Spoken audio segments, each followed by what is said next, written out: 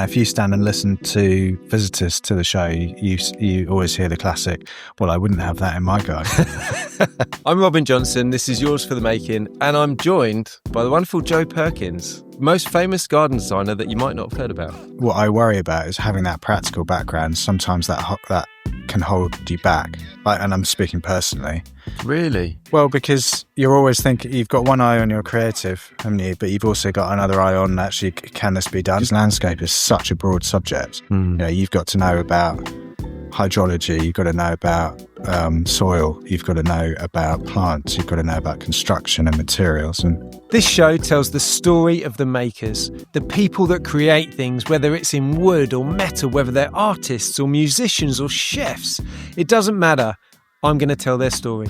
It's that almost paralysing anxiety of being worried about making the wrong choice, I think. So I would say my advice would be grab any opportunity and go for it. And if you don't like it, then that's all right. I'm Robin Johnson. This is Yours for the Making. And I'm joined by the wonderful Joe Perkins, the most famous garden designer that you might not have heard about. Joe, thanks for coming in. It's an honour. That's a great introduction. Thank you. Well, you are a multi-gold medal winning garden designer from the Chelsea Flower Show. Yeah, I've been lucky to have worked at Chelsea for a long time. First of all, building other people's gardens, and now having the privilege to design some myself. And I've managed to win three golds. So 3 golds. Yeah.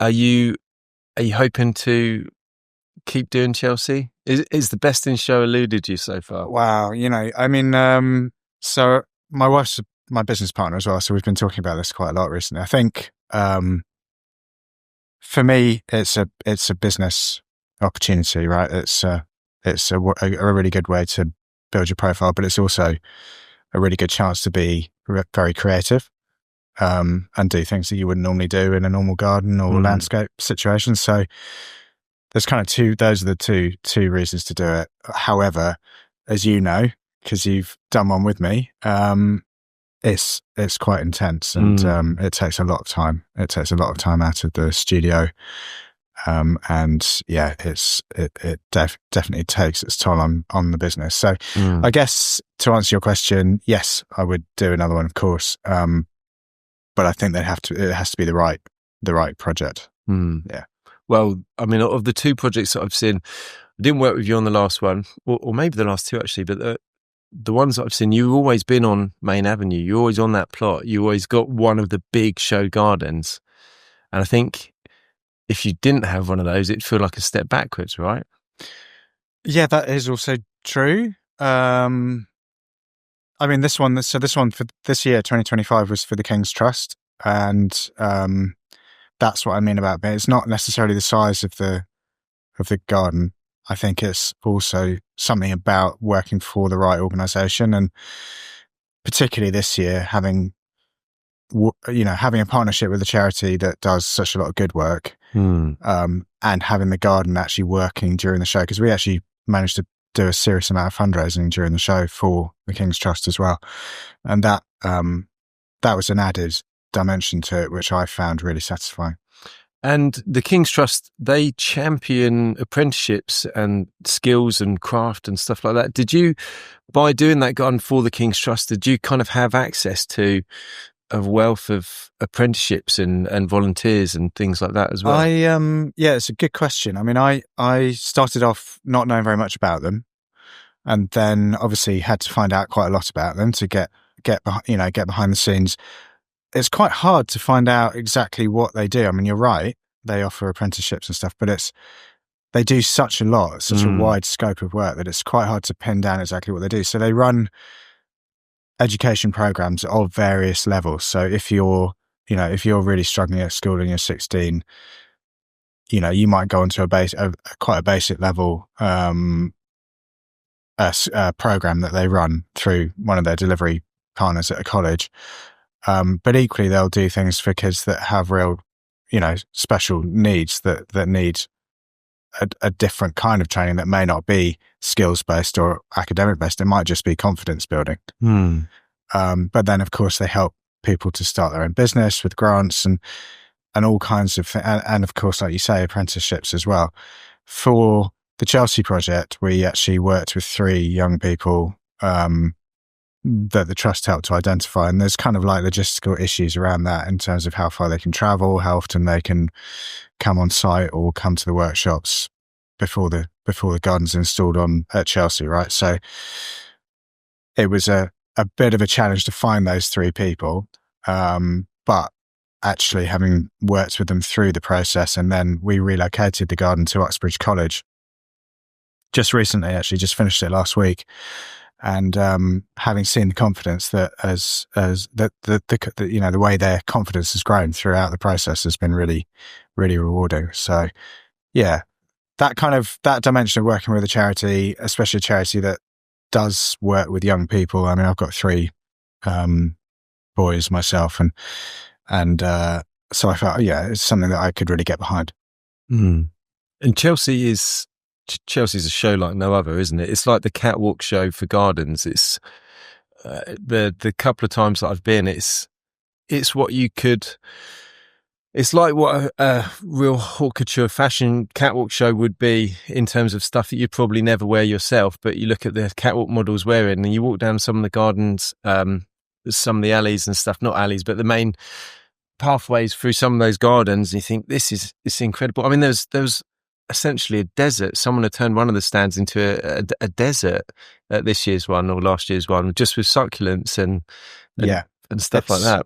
Yeah, it is. You're right. It's exactly that. And they've got more ambitious over the years. So when I first started building gardens for other people, it was probably around about 2006, I think. And over the years they've got a lot more ambitious. There's a lot more pre-building that has to happen because you only get 18 days on site to build.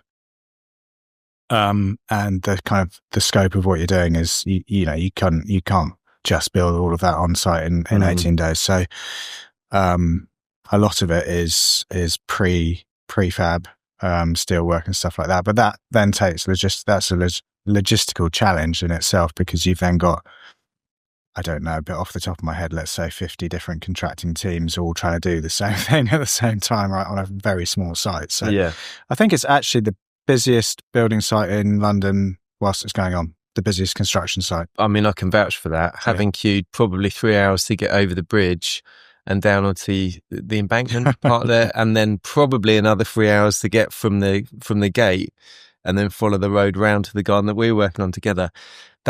It's astonishing how much work goes into that garden, or those gardens, especially given that 2 weeks later they just look like the lawns again. Yeah, they do.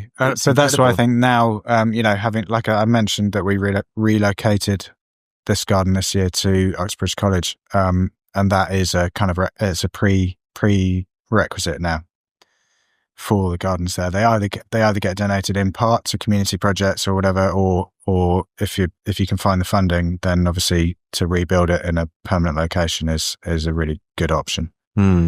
But that's changed. When I started at Chelsea, a lot of them didn't go anywhere afterwards. So yeah, the kind of sustainability aspect is something that I've thought a lot about. And there's a balance, isn't there? But I think generally, if you think about what it does for the landscaping and, well, actually more than landscaping, design and construction industry as a whole, in terms of getting people interested in it, sparking new ideas, providing employment for people whilst it's going on. I think, on balance, you could always argue that a temporary show is going to be unsustainable, and inherently it is, but, there's a lot of benefits that come out of it as well. But it has changed over the years. I remember watching Gardener's World or BBC Live when I was a teenager and watching Chelsea Flower Show, and it seemed like, nice pretty gardens with nice flowers and shrubs and trees and stuff. And then now it's like it's an experiential masterpiece. You go down one, you're in a Japanese tea garden, and then you're in a desert, and then, you're surrounded by all these structures and stuff like that. I mean, I think structures have played quite a prominent part in a lot of the main gardens over the last few years as well. I think particularly the one we worked on together, that was the meta garden that you designed, the structure there. and especially that position that you were on the corner as you walked around the corner and saw it, it was just incredibly striking. I worked on Joe Thompson's garden with Holloway Architects this year, and the glass house, made the glass house. And again, it's to the layman like me, when I think of garden, I just think of a lawn, maybe some berries and bushes and whatnot, and some trees. But there's just so much you can do with a garden. And I think shows like Chelsea Flower Show kind of show you what you could do with it. Not that you might want to, but also, Robin, I think it brings out this collaboration that's needed, isn't it? And it's kind of what you touched on there. There's so many different skills that go into making one of those gardens. Whether it's an architect, whether it's like yourself, specialist joinery or fabricators, there's so many different people involved in a project like that it's a great way of like learning and sharing knowledge as well. And any space is better when it's got a team of super knowledgeable people on it. There's a limit to how much one person can produce or manufacture or come up with on their own, right? And it just doesn't happen. And it's kind of the level of ambition of public space as well that has increased generally, I would say. Like the quality of outdoor space in the UK design-wise is slowly getting better. But that comes about through collaborative process as well. And that relationship between architects, between fabricators and craftspeople and landscape designers, I think is critical. So in that sense, I think Chelsea is also a good example of what can happen when all these people come together. And it shows like that will give the platform for you to be able to showcase what you can do and hopefully lead on to more work. Like Sheffield Park, the project that you've done at Sheffield Park in Sussex, that's, not potentially not as ambitious. I mean, it is in many ways because it's huge. It's a huge place, isn't it? But it's design-wise, I wouldn't say not as ambitious because it is very ambitious and it's very highly curated, but it's a nice public space. It's a different animal, isn't it? It's so the brief for Sheffield Park was to make a new garden space that was building on the kind of progressive nature of Sheffield Park as a whole, because historically it's a National Trust property now. They bought it in 1954, but they've not done anything with it since. But before that, it was always quite progressive in terms of plant choices. They brought exotic species over from North America and stuff. So it was one of those classic kind of garden collections, I guess. But it was also only ever a big garden for a wealthy family. It wasn't for, they have 300,000 visitors a year now.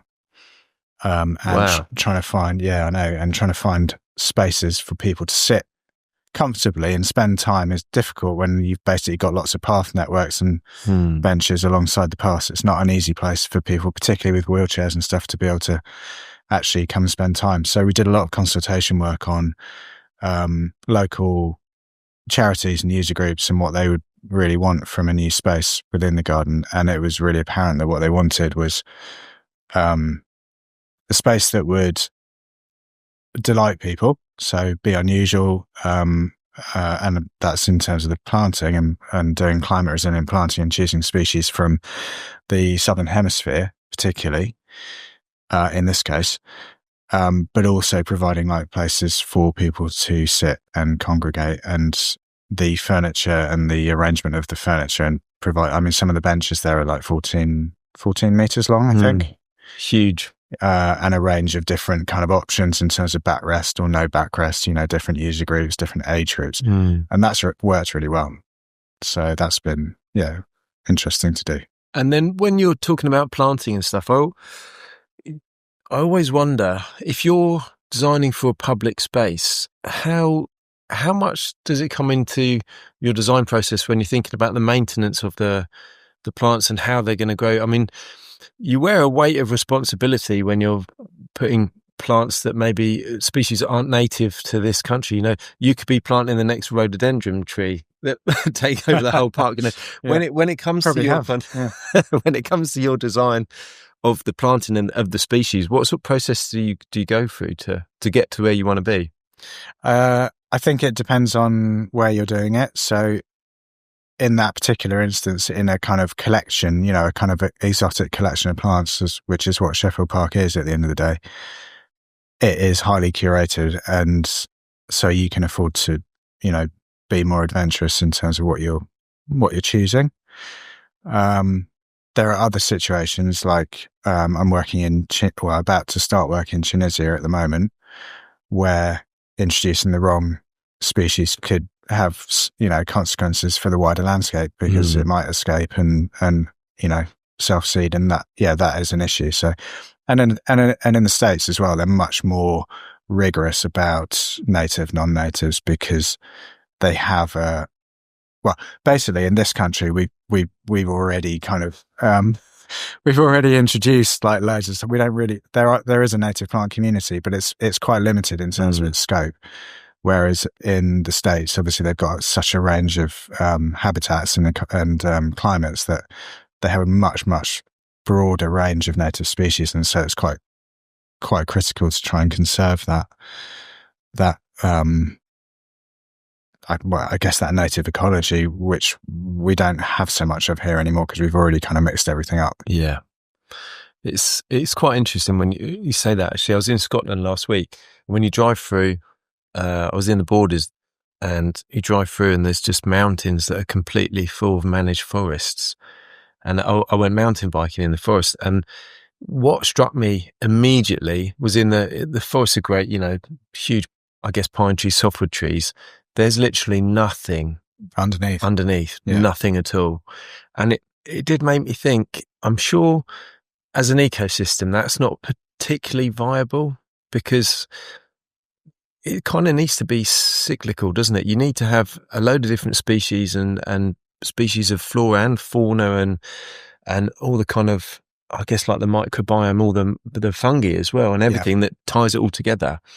Otherwise, the soil's going to degrade, the crop, the trees are going to degrade as well. And it just seems like the great that they're getting timber, and it's a sustainably sourced timber, but it's, they chop the trees down, just plant new ones.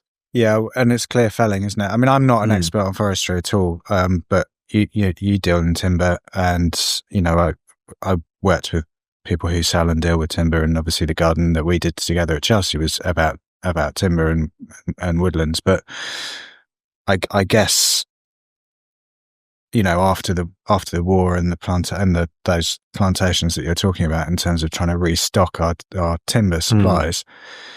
That's a hangover from that, and there is and has been for years a big debate about how we can kind of move away from that model and not, like, basically, as you say, grow loads of conifers and then cut them all down at the same time. So there's a lot of groups and interest in kind of more conservation based approach to forestry, like continuous cover forestry, how you can extract trees without mixed age plantations, stuff like that. And obviously broadleafed plantations, which support a lot more understory life underneath the canopy. So yeah, it's an issue, isn't it?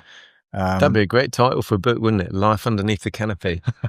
There's been a lot of great books there, hasn't there? Yeah. Written about sort of forest ecosystems, I guess. Yeah. The Secret Life of Trees is one of my favourites. I think that's an incredible book. Actually, I think Your Garden, I think I read it off the back of working on Your Garden in 2022. There's just all the pathways that the mycorrhizal fungi. Yes, exactly. it's a bit early for me. It's a bit early, yeah. Basically the network underneath the ground that we need to pay more attention to. I had a friend on the podcast actually who grows mushrooms. He's got a fungi farm. Yeah, he grows mushrooms for restaurants and stuff. But he was explaining about the characteristics and the habits of different mushrooms and stuff, and how they just communicate with each other. He grows them in bags in a damp room, essentially, but he'll go and take cuttings or find mushrooms to take spores from in the woods and stuff, and there'll be species that you can tell it's actually from this. It's got essentially the same root. You might find it 5 miles apart, but it's the way it grows is exactly the same. But then you go, into those woods over there, and it's the same species, but it will grow slightly differently. So it's from a kind of a different route, I guess you'd call it. But different. I mean, not to get too technical, because I don't want to like make everybody switch off and fall asleep, but it's the same with plants, isn't it? Yeah. The genotype, so you can have the same family, same species, that's happy growing in one microclimate location, exactly the same species in another microclimate, and actually from a resilience point of view, although they're exactly the same species, they'll be very different in terms of what they can tolerate. So our understanding of plants as and fungi as very adaptable very adaptable communities, or very adaptable individuals even, is only just kind of, we just don't know enough about it, and we've always kind of assumed that it's that scientific species, so they must all be exactly the same, and there's a lot more to it than that. And how much does that come into your design process now? Because when I think of landscape gardening, when I was growing up, I had a few mates that became landscape gardeners and stuff, and it was all about just putting pathways in, putting plants in, and putting plants in and bushes that look nice. But that's not even touching the surface these days, is it? You're talking about plants being resilient species and stuff like that, but there's so much more to it, though, isn't there? It's not just about making the garden look pretty. I think the interesting thing for me is going from. So when I started landscaping, I started on site as a labourer originally, and did a few years of that, and quite a few years in construction. But now the interesting thing for me is actually less about the construction element, more about the plants, because there's so much, there's so much variety, and it kind of tips into ecological design in a way, and you're able to fashion plant communities that will cope with climatic extremes better in theory. But it's all experiment. At the moment, there's a lot of experimentation going on, but that's interesting, isn't it? I mean, you experiment with what you do all the time, I'm sure. Yeah. And it's what pushes things forward. So I guess a roundabout way of answering your question is, I think it's much more interesting now because we've got more depth to what we're doing, where it's not just about aesthetics anymore. That's quite interesting, actually. I had a guy what's on from Architectural Plants in the past, and he was saying that they've got a lab that they clone and grow new plants in and stuff like that. And he said that's one of the most exciting things, because they're able to take cuttings and clone these plants that he said, they'll drive past and see a tree that looks really, really good and is doing particularly well in a certain situation. Go and beg for a cutting or a seed, and then clone loads of them. And it might be that they'll produce something that isn't susceptible to a certain kind of beetle or something like that. And that will happen in the lab, and then they'll kind of produce it. I mean, it sounds like that's exactly what I was talking about earlier with the genotypes. So it's those specific individual plants that might have developed a particular resistance to whatever, or a tolerance of whatever, that they find within their local situation. And as you say, then Guy can take that plant material and then use that to provide, solutions for plants, provide plants to cope with situations elsewhere. The adaptations. Yeah. I think it's super interesting, actually. You touched on where you started and how you started. How did you start? So you started as a labourer. Was it an accident then, or had you always liked the gardens? Yeah, it was sort of an accident. I'm not going to pretend that I'm someone that was always out in the vegetable garden when I was 5 years old. No, I wasn't. I've always loved being outside. So that was an easy choice, to go on site and work outside and build stuff. That's basically why I got into it. I lost my father when I was 16, and I had a really, really good godfather that stepped in. But if he hadn't been a doctor, he would have been a landscape designer. So he was always like pushing me to have an interest in it, I suppose, because it was something that we could talk about. And I kind of gradually realized that it wasn't so much about building stuff that I liked. It was about about making spaces, I suppose. So it was a kind of transition, or a journey from originally sort of building stuff to then deciding that I wanted to learn how to actually design stuff as well. But it wasn't something that I kind of knew that I wanted to do since, a child at all. It was more, like you say, it was an accident of like, what am I going to do? Well, I like being outside, so I'm going to try that. And then, did you just develop kind of naturally from being a labourer outside working in construction, then just started designing, or did you go and seek formal training somewhere? Yeah, I started designing badly. I freely admit. And then I did go back and I did a residential design course back in, must have been 2000, something like that, year 2000. And then my wife and I moved to Spain, to Madrid, and I worked for different design companies there, and then ended up moving back here, and worked with a really well-known designer called Sarah Everly at Hillier Landscapes for a few years, which was a fantastic way to train, really. But ultimately, I then ended up going back to do a master's in landscape architecture because I wanted to do public space as well as residential gardens. And how important do you think it is to have those letters after your name, but to have that further step in formal training? I know there are really, really superb designers who don't have any formal training. But I think for the majority of us, having that foundation is really important. That isn't to say that training is perfect, and there's a big gap in terms of what a lot of courses can offer, particularly in regards to plant design or planting design, our understanding of plants. But it's very difficult because landscape is such a broad subject. You've got to know about hydrology, you've got to know about soil, you've got to know about plants, you've got to know about construction and materials and lighting, and there's just a massive weather, environment, soil types, stone. Yeah, so it's very, very different. What course is going to be able to teach you all of that? It's just not going to happen. So, lots of experience, I guess, is the other thing. Is time, and for me, doing the on-site stuff early on was really good because it means that I'm confident on site and I know how to build things, which means that I can draw things, and also I can relate to people who, to all the craftspeople and trades people who also enjoy building things, right? So that's a good foundation. Yeah. I think when we work with a lot of different designers here, architects, interior designers, and I think you can really tell the difference when you're receiving, or even just in communication, but when you're receiving drawings and designs from someone that has built stuff or made stuff or worked on things, with their own hands themselves, you can tell the difference instantly, because the drawings are done in a way that which you can read them and make sense, that you'd be able to build from, or at least develop the design to build from. And they haven't drawn in possibilities.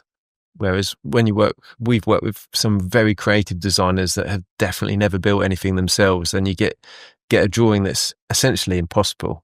And then our job would be to interpret that and redesign it in a way that looks like the intent, but is actually physically possible to make. Yeah, but that's your skill, isn't it? That's a skill. That in itself is a skill. There's not every I don't know what to call you. I don't know what to call us now. Let's say maker, fabricator, whatever, craftsperson. They may be very good at their job, but they're not necessarily able to do that side of it, which is to reinterpret somebody's essentially a concept, isn't it? I think that is probably one of my only skills here. Is all the other guys are really good, but I think that's the bit that I like doing the most, if I'm honest. So much as I'll say it's difficult getting drawings from someone that just has a concept, it's actually quite fun. I quite like that part of the challenge, to kind of go, right, as long as they listen to you. Well, either they do or they don't get anything, because I think back to some of the things that we've been asked to make, and you just like some of the things they're so impossible. Even with modern machinery, even with kind of 3D printing, some of the things that we've been asked to make are just, they're so far-fetched that I don't even know how they would have designed them and how they've even drawn them, let alone how anybody would make them. It's just a wild concept, and it is bridging that gap of like, there's such a wild concept, something within something else, and how does it all go together? That, and then sometimes they're mechanized as well, and you just think, this hasn't been given thought, but actually it has been given a lot of thought, because someone's came up with that idea and that concept. Even just to come up with that concept just seems mad to me. And that's often what pushes boundaries, isn't it? But I guess going back to what you said, though, that what I worry about is having that practical background. Sometimes that can hold you back. And I'm speaking personally. Really? Well, because you're always thinking, you've got one eye on your creative, haven't you? But you've also got another eye on, actually, can this be done? On your limitations. Yeah, I guess the limitations of what can actually be built. So you're looking at it from two angles at the same time. I mean, seeing what you've built, that really surprises me, because I would say you're probably one of the most progressive garden designers that I've ever seen. Like some of the stuff that you've designed for various shows and big gardens and stuff. It surprises me to hear you say that, actually. Well, yeah, but I think it is, I don't know, it is something that I'm conscious of. I do spend a lot of time thinking about whether or not, can this be done? This pathway, it's the practicality, isn't it? Is it wide enough? Is it kind of, I don't know, whatever it might be, but it's kind of, it always feels slightly like maybe that's, you're forging ahead on a creative route, but you're always kind of dragging yourself back a bit because you need to look at the practical side of it. And yeah, maybe it's not a bad thing, but I think you strike the balance very well. Thank you. I think definitely. I mean, some of the gardens that we've seen, at Chelsea and other places, but some of the gardens you just think they're just a bit, not wacky is the wrong word completely, but they're almost too concept driven. You wouldn't want something like that, yeah, but you always get that. If you stand and listen to visitors to the show, you always hear the classic, well, I wouldn't have that in my garden. But the whole point of the show, which is what you said before, is, it's introducing ideas and concepts to people, isn't it? It's not necessarily what you would have in your garden. There's going to be bits, hopefully, that you'd take away from it. Yeah, I guess so. I mean, I can definitely think of a couple of gardens that I've stood there and I've listened to nearly every single person and walked past going, why have they done this? I wouldn't have this. I wouldn't have beavers in my garden, or whatever it is, Yeah, I guess so. It's to push the limits of, provoke ideas. Yeah. Yeah. I like it in that vein. It makes a lot of sense, actually, all of a sudden, to have done those things. What is your process then? So when you talk about garden design, are you a pen and paper guy? Do you sketch things out? Or I do, less so now. But I've always been a big believer, because it's how I learned, was to actually have a big drawing board and work on paper. I kind of feel that you get a better feeling of the space if you're actually using your whole arm to draw stuff, rather than a keypad or a mouse or a tablet or something like that. But that's not to say that that's the only way to do it. And, I've got a really good team of designers now, and many of them, or the majority of them, don't draw on paper, because it's not how they learnt to draw. So I don't know whether I don't think there's a right or wrong answer to it. But for me personally, like, drawing on paper is the most creative way to come up with something as a concept, I think. And then once we've finalised the concept, it really follows the same as the Reba work stages for an architect. So we're going, stage 1 feasibility, stage 2 concept design, stage 3 is develop design or master plan, and then stage 4 is the detailed technical and planting design stages. But once you've agreed the concept, that's when it gets committed to CAD, and you get the master plan, and you start getting the detail and the levels and materials sort of finalized on computer, if you like. Yeah. But at that stage, there's an awful lot that goes in, especially on a big garden. There's an awful lot that goes into it. I'd imagine you've got drainage, potentially power, water supplies, levels, foundations, soil types. There's so much that you wouldn't see on the surface. When you walk through a garden, personally, I couldn't imagine how much information would need to be transferred to build, to turn that garden into reality. It's a lot of, yeah, you're right. There's a lot of inputs. I guess to do I work on quite large gardens. That's not to say they all are. And we do small courtyards and stuff as well, if it's the right project, but it's definitely, to get to stage 3, to get to a master plan stage, you're definitely looking at around anywhere between sort of 200 to 400 hours of time. So there's a lot of information. That's comparable, if not more so than a building, Yeah, probably. Potentially. But I guess the difference between, or it's not the only difference, this is going to sound really simplistic, and architects will be going, he doesn't know what he's talking about, but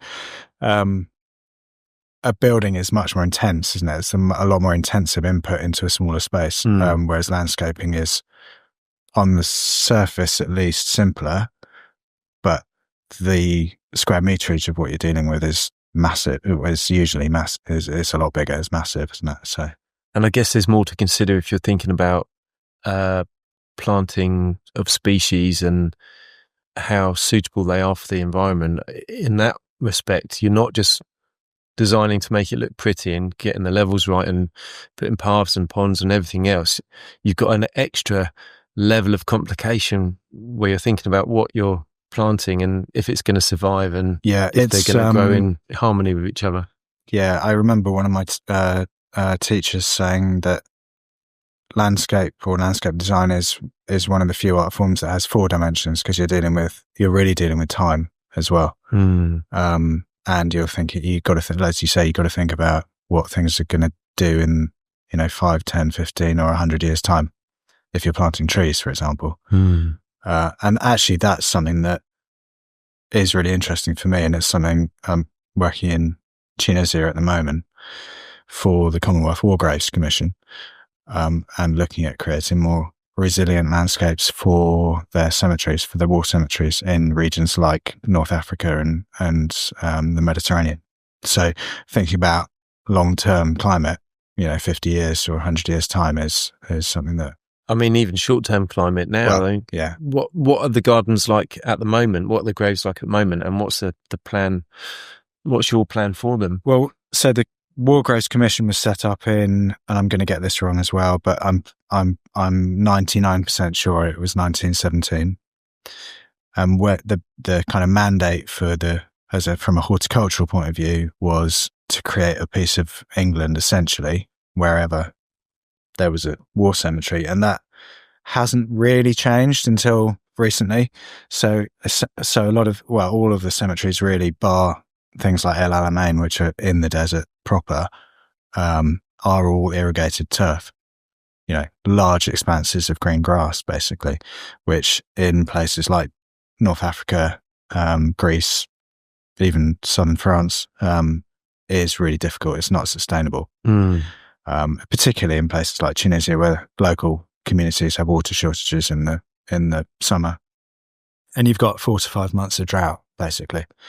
So it's looking at how we can move away from that model and introduce local plant species and drought-resistant planting, reduce the amount of irrigated turf, and make these amazing spaces, which is what they are, much more kind of resilient, but also ground them in the context of where they are,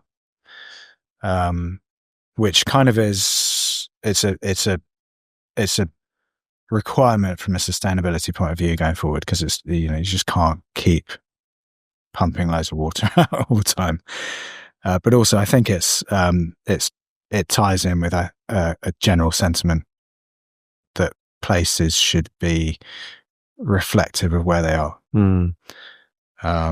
So it's a very interesting project. It's a challenge, but yeah.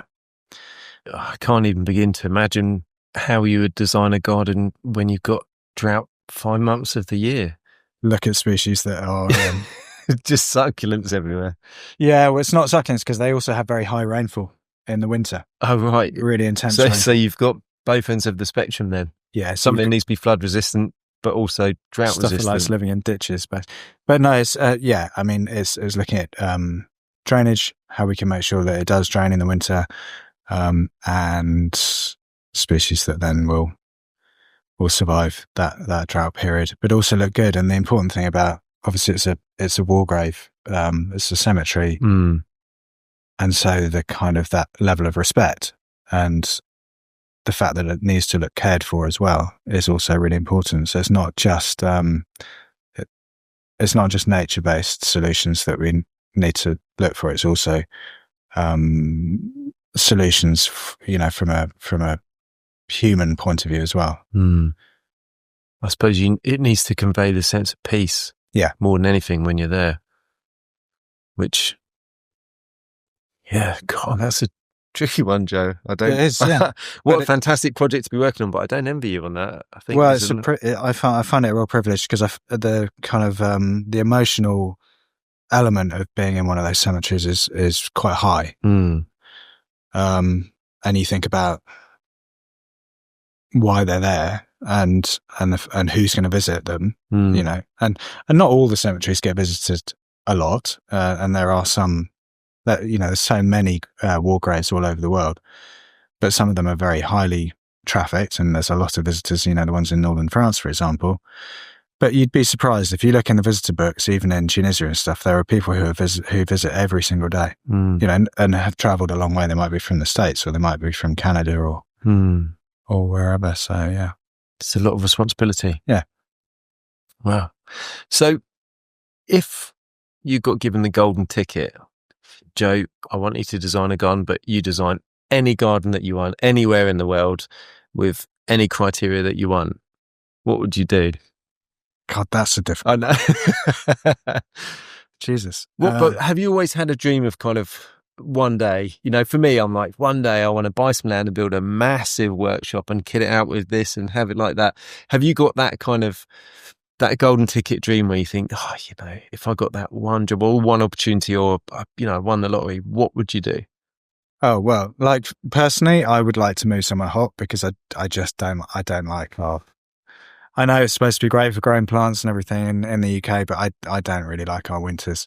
I don't. Well, you've lived in Madrid, so you've wintered in Southern Europe, which is a very different prospect to winter in here. I would like to be able to do more work in sunnier climates, basically. Now, whether that's South Africa, because South Africa has one of the Cape, at least, has one of the most biodiverse plant communities in the world. Or whether it's the Mediterranean, or whether it's California, somewhere that's close to the sea, preferably that you can surf, as you know, and make gardens in that sort of climate would be what I'd want to do ultimately. Yeah. And what sort of gardens would there be? Fantastical, creative, full of lots of buildings, or for you, if it was your own garden and you had, a huge expanse of land, would you design something that kind of feels harmonious and natural, or would you fill it with complications and things that pique your interest? I've got to be boring. It would be harmonious and natural for me, because I'm interested in that kind of what we spent a lot of time talking about, that kind of ecology and resilience in landscapes. That's not to say that I wouldn't have a couple of things that follies. Yeah, but maybe closer to the house. Oh, it's fun, actually. It sounds fun. Sounds good. I can imagine you somewhere like California and just having a couple of cacti in the back garden and whatnot. And if you could offer a piece of advice for 18-year-old Joe, it could be a piece of advice that you were given at some point, or a piece of advice that you wish you were given when you were younger. What would it be? Oh, that is hard. There's a lot of pieces of advice that I would give. I think it would be, don't feel that the choice that you make at 18 is what you have to do forever. Because a lot of kids, especially now, and as I said, I've got 3 boys myself. And again, I'm speaking for another group and I might be saying totally the wrong thing, but I feel like there's a lot of anxiety around making choices, and it's really difficult for kids these days to get a job in the first place. But it's that almost paralyzing anxiety of being worried about making the wrong choice, I think. So I would say my advice would be grab any opportunity and go for it. And if you don't like it, then that's all right. Good advice. Good advice. And where can people see your work? On my website. You can go to www.joeperkinsdesign.com. You could visit Sheffield Park in East Sussex, National Trust property, and go and see the new garden space there. And if I do Chelsea again, I'll let you know. But yeah, I want to touch on Chelsea just quickly, just because I don't think people that haven't worked on Chelsea realise the intensity of those 18 days. Just quickly, in a nutshell, what is it like? If you could describe those 18 days, how would you describe them? Excitement, followed by anxiety, followed by fatigue. What sort of hours are you putting in across those days? 7 a.m. to 7 p.m. or site closes at 8 p.m. But you try not to do that. Every day, 7 days a week. And you've got to imagine day one is nice and peaceful, relatively speaking, but you still have the marquee erection. You know, they're putting the marquee up, the big marquee, and that's a group of usually South African contractors doing that. So that in itself is a massive operation. But then day one, everybody's machinery turns up. So you can imagine if you've got 50 contracting teams, you've got 50 excavators, 50 telehandlers. I mean, we tend to share telehandlers now, but dumpers, etc., etc. And then it just builds up from there. So then you're kind of in your bubble, really. You don't really see a lot of what everybody else is doing, apart from when you have to go to the toilet or go and ask somebody to borrow something. But generally speaking, everybody works together as one big kind of family and helps everybody else out, which is great. And that's one of the nicest things about it. But it is super intense. When it rains, it's miserable. And when it's really hot, it's really dusty. And also you get all the pollen from there's massive plane trees, London planes, all around the site. And they happily release their pollen during the construction time at Chelsea, which means that you get these barbed pollen, don't know what to call them, stuck in your throat.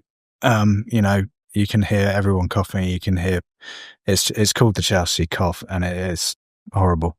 And you mix that with dust and everything else, and it's really, it can be quite unpleasant.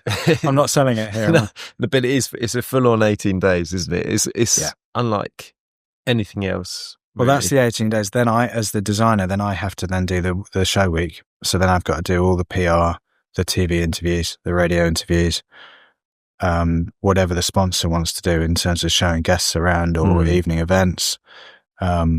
So that in lots of ways, it's the show week that's the real killer for me. Last time I saw you at the show, I could see you on your stand, but every time I walked past this year, you were with somebody else.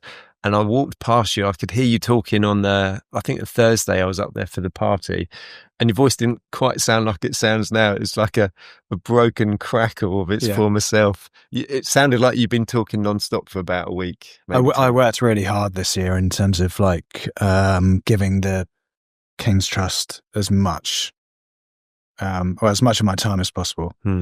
But like I said at the beginning, that was because they're a great charity, but also because I knew that the more I could do during that week, the more chance they would have of donations and fundraising. And, you know, at the end of the day, I'm the one that's got to tell the story of the garden and why it relates to the work that they're doing. So I kind of felt it was a responsibility to do that as much as possible. But Jesus, it was hard work. Yeah. But you visited by the King? I walked the King through the garden, just me and him. Nice. He was really interested in it, and because obviously he's the patron of the charity, and it was a really good experience actually. And previous to that, you've walked the late Queen through. No, I haven't.